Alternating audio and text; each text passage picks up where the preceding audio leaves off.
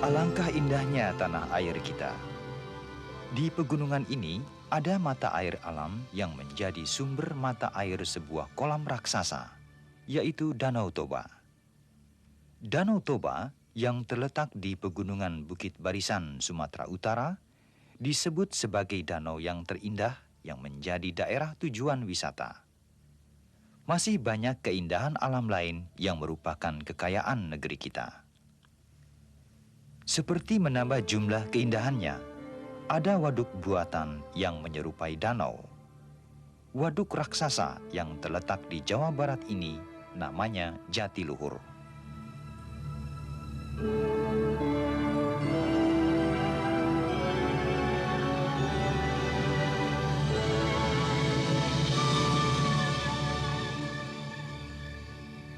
Waduk Jatiluhur dirancang untuk dapat digunakan sebagai sumber tenaga listrik.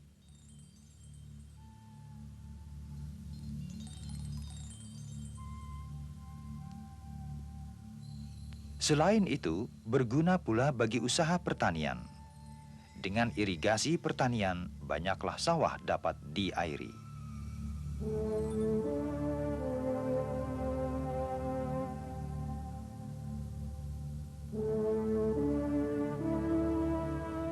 Jatiluhur adalah sebuah lingkungan perairan buatan yang berguna bagi kehidupan manusia. Sementara kehidupan di air itu terus berlangsung secara alamiah. Dalam tayangan berikut, sebelum kita sampai kepada alam kehidupan yang terbentuk di dalam lingkungan air, terlebih dahulu akan kita lihat ciri fisik ekosistemnya. Dalam hal ini, tentang air tawar yang salah satunya telah kita kenal, seperti danau buatan Jatiluhur maupun danau yang tercipta secara alamiah, seperti Danau Toba.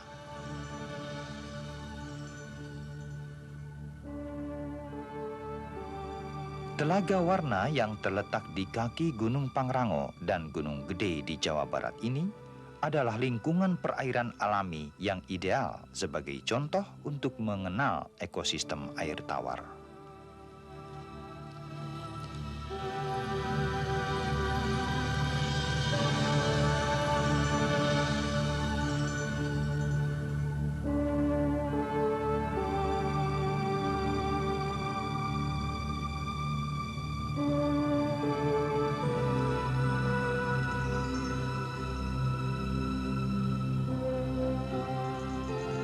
Telaga Warna adalah salah satu di antara banyak ekosistem air tawar.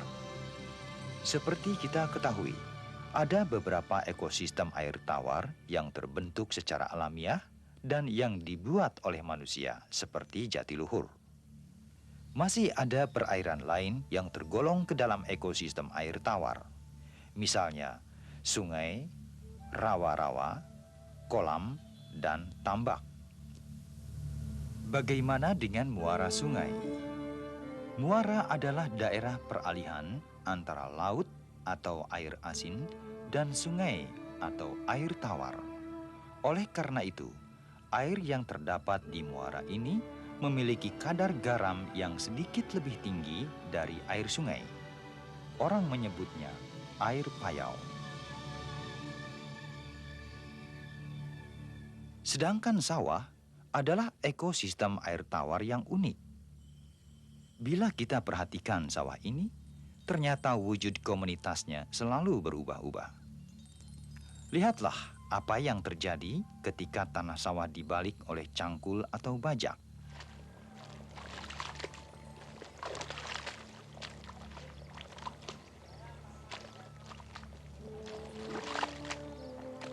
Cacing yang hidup di balik tanah terkapar di permukaan. Maka datanglah burung-burung untuk memangsa cacing itu.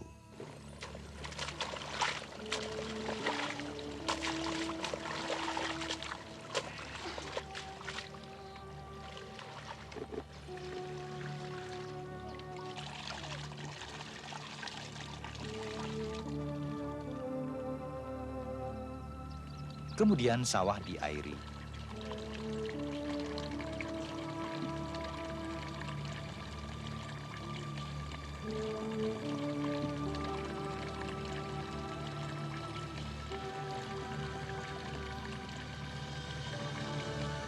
sehingga terlihatlah kolam buatan. Air sawah berwarna kecoklatan akibat tanah yang masih berlumpur. Genangan air sawah yang dangkal itu ditumbuhi ganggang hijau.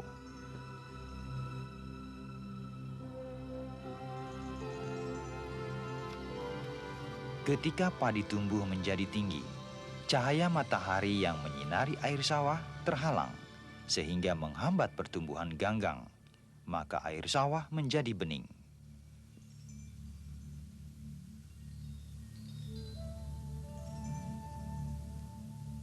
Keunikan sawah yang paling mudah terlihat adalah air dialirkan ke dalam sawah, dan sawah dibendung sehingga airnya tergenang. Kondisi aliran air inilah yang memberikan ciri fisik yang pertama. Ada ekosistem air tawar yang mengalir, misalnya sungai, dan ada juga ekosistem air tawar yang tenang, seperti kolam, tambak, danau,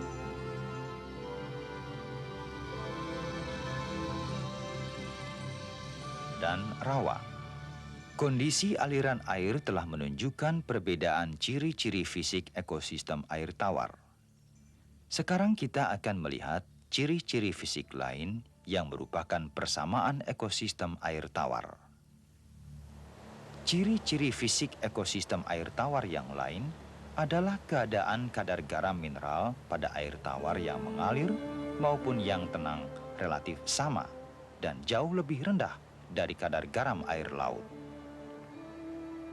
Ciri-ciri fisik ketiga adalah persamaan derajat keasaman yang berkisar antara 5 sampai 8 pH.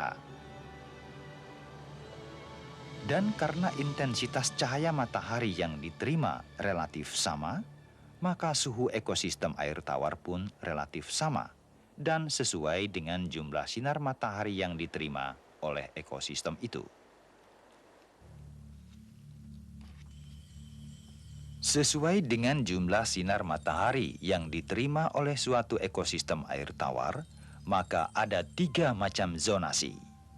Pertama, daerah litoral atau perairan yang berhubungan dengan darat. Airnya dangkal dan cahaya matahari dapat mencapai dasar perairan. Unsur biotik yang umum terdapat di daerah litoral adalah plankton, udang, kerang, ketam, siput, dan tumbuh-tumbuhan berakar.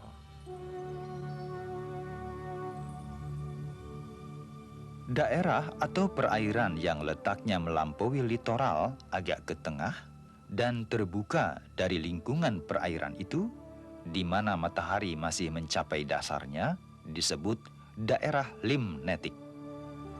Unsur biotik yang umum terdapat di daerah limnetik adalah komunitas plankton, yaitu fitoplankton dan zooplankton, dan berbagai jenis ikan-ikan yang bergerak bebas yang dikenal sebagai nekton. Daerah profundal atau perairan dasar ekosistem adalah daerah di mana sinar matahari sangat sedikit atau terlihat gelap sama sekali karena cahaya tidak menembusnya. Ikan lele, belut, dan jenis ikan lain yang dapat menyesuaikan diri dengan lingkungan inilah yang merupakan penghuni daerah profundal. Unsur biotik lain adalah cacing, bakteri mikroba, dan hewan lain yang digolongkan sebagai kelompok pengurai. Setelah kita ketahui ciri-ciri fisik ekosistem air tawar, kembali kita melihat kehidupan di sawah. Selain padi, di sawah sering pula tumbuh tumbuhan pengganggu seperti gulma. Ganggang dan gulma merupakan produsen di sawah. Tikus yang bersarang di pematang, ketam, siput, dan ikan-ikan kecil yang hidup di sawah bertindak sebagai konsumen. Produsen menghidupi dirinya dengan energi matahari, udara, dan mineral. Konsumen memakan produsen, dan keduanya ini kemudian dimakan oleh kelompok pengurai. Selama tidak terjadi perubahan di dalam ekosistem itu, atau selama rantai makanan itu berlangsung terus-menerus, terdapatlah suatu keseimbangan atau saling ketergantungan yang terkondisi antara produsen dan konsumen dengan segenap unsur-unsur lain, seperti zat-zat pengurai, energi matahari, udara, dan mineral. Ekosistem air tawar yang seimbang adalah keseimbangan saling ketergantungan antara unsur biotik dan unsur abiotik habitat air tawar itu.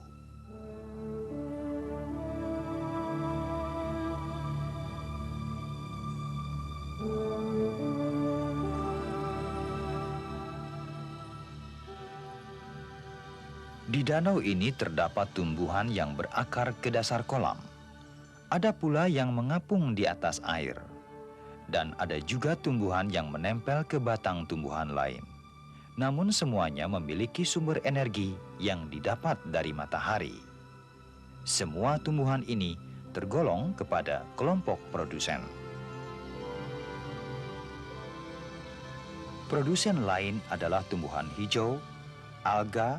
Selain itu tergolong kepadanya berjenis-jenis plankton dan organisme tumbuhan lainnya. Ikan-ikan kecil memakan plankton atau memakan produsen. Ikan-ikan itu dinamai konsumen. Ada juga konsumen yang memakan konsumen lainnya. Misalnya ikan gabus memakan udang-udangan dan ikan sepat memangsa jentik-jentik. Bila hujan turun, terjadilah perubahan ekosistem air tawar itu, atau hujan mempengaruhi perubahan ekosistem. Hujan yang turun telah mengakibatkan kolam berubah warna, dari bening menjadi keruh. Jika satu komponen berubah, maka keseimbangan ekosistem pun terganggu. Faktor perubah suatu ekosistem air tawar ada di dalam dan di luar lingkungan yang konsekuensinya diteruskan ke keseimbangan baru atau kembali ke keseimbangan semula. Pada ekosistem air tawar, pengaruh iklim kecil. Terlihat misalnya dalam kehidupan aneka macam organisme yang berlangsung terus. Hal itu dapat dimengerti karena suhu organisme air tawar umumnya sama dengan suhu lingkungannya.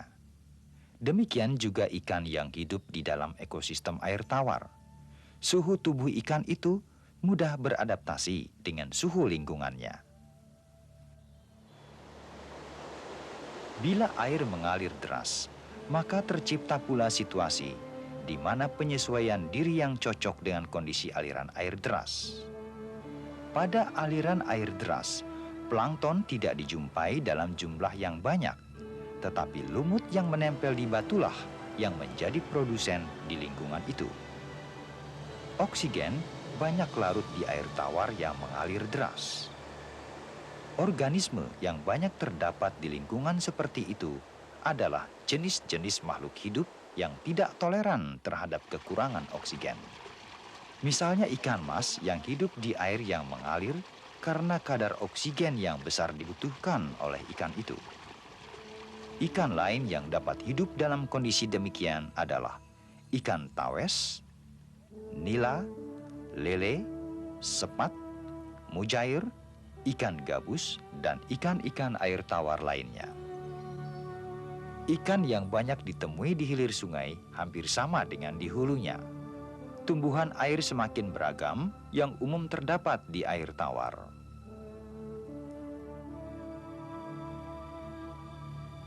Di dasar sungai terdapat antara lain remis, siput, dan berbagai macam larva serangga. Di daerah muara sungai, arus air sangat lambat karena sudah dekat ke laut. Tumbuhan air yang terapung-apung seperti banyak terdapat di rawa-rawa adalah eceng gondok, dan belut yang suka di lumpur hidup subur di sini. Aliran sungai yang lambat berhubungan dengan keadaan oksigen yang menipis dan salinitas atau kadar garam meningkat.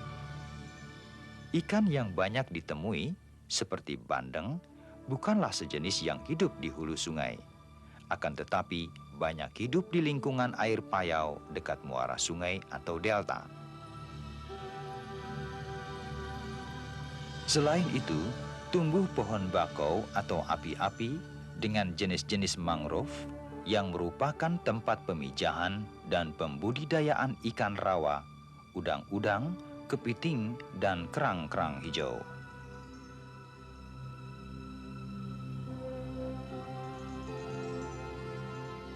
Jenis flora air tawar digolongkan pada biota yang kelihatan dan yang tidak kelihatan dengan mata telanjang.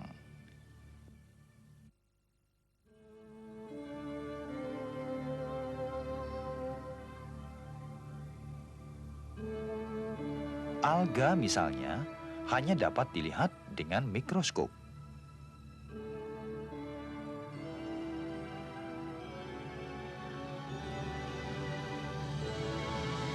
Sebagai makhluk mikroorganisme, alga di ekosistem air tawar umumnya dari jenis Chlorophyceae, Cyanophyceae, dan Diatome.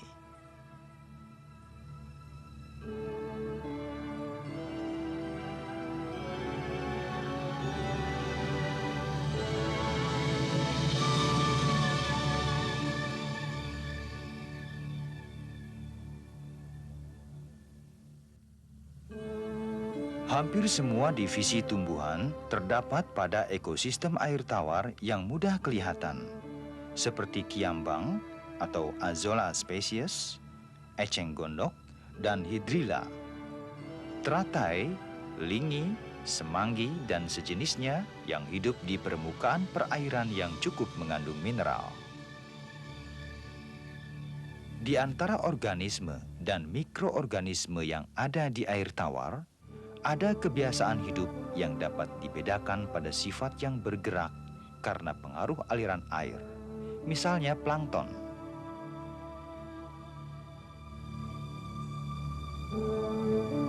Plankton terdiri atas fitoplankton dan zooplankton yang gerakannya mengikuti aliran air.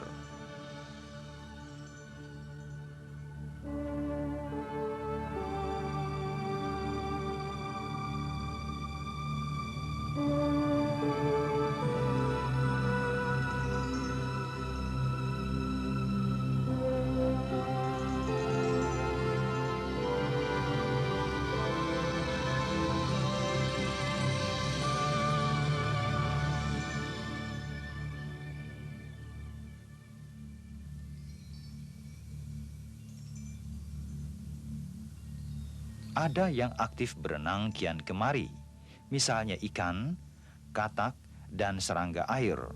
Jenis ini namanya nekton. Selain kebiasaan hidup nekton, ada lagi organisme lain yang diam saja di permukaan air. Namanya neuston. Contohnya Azolla pinnata atau kiambang, Salvinia nathan, eceng gondok, kecebong, larva nyamuk, dan ikan beruyak.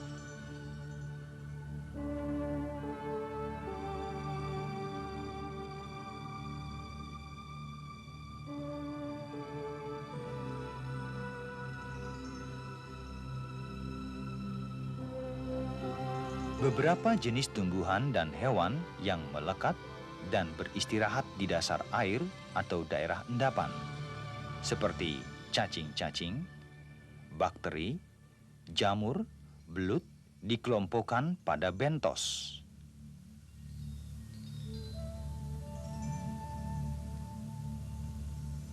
Yang lain bersifat perifiton karena organisme dan mikroorganisme yang hidup dan melekat pada daun, batang, akar tumbuhan, atau permukaan benda lain di air tawar. Misalnya, ganggang, lumut, siput. Dilihat dari segi tingkah laku organisme yang hidup dalam ekosistem air tawar, ada hewan yang menetap di lingkungan air tawar, misalnya ikan dan udang. Ada juga hewan yang hidup di dua tempat, misalnya di antara air tawar dan daratan, seperti kura-kura, katak, dan buaya. Ikan beradaptasi di air tawar dengan membuat nilai osmosis sel ikan lebih tinggi dari nilai osmosis air tawar. Antara lain dengan jalan, mineral diabsorpsikan secara aktif. Karena itu, konsentrasi mineral sel tidak turun jika air masuk. Jika air masuk sel secara osmose, maka sel ikan menaikkan nilai osmosisnya tetap lebih tinggi dari air.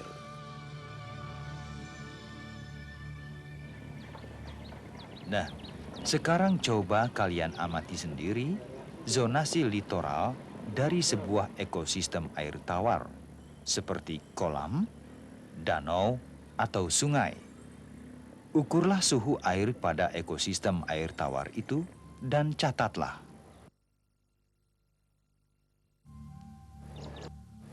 Berapa?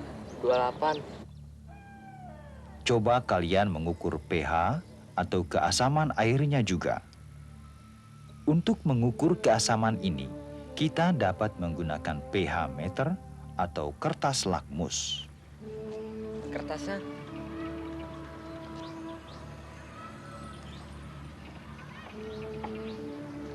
Normal.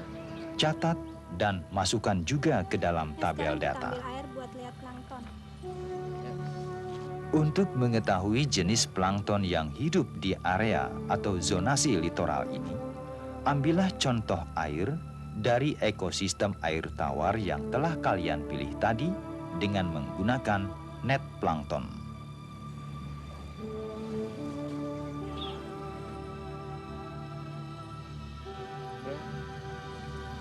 Bawalah contoh air tadi ke laboratorium di sekolahmu. Gunakan mikroskop untuk melihat jenis-jenis plankton yang terdapat di dalam air itu. Nah, presentasikan dan diskusikanlah hasil pengamatan kalian bersama teman-teman di sekolahmu.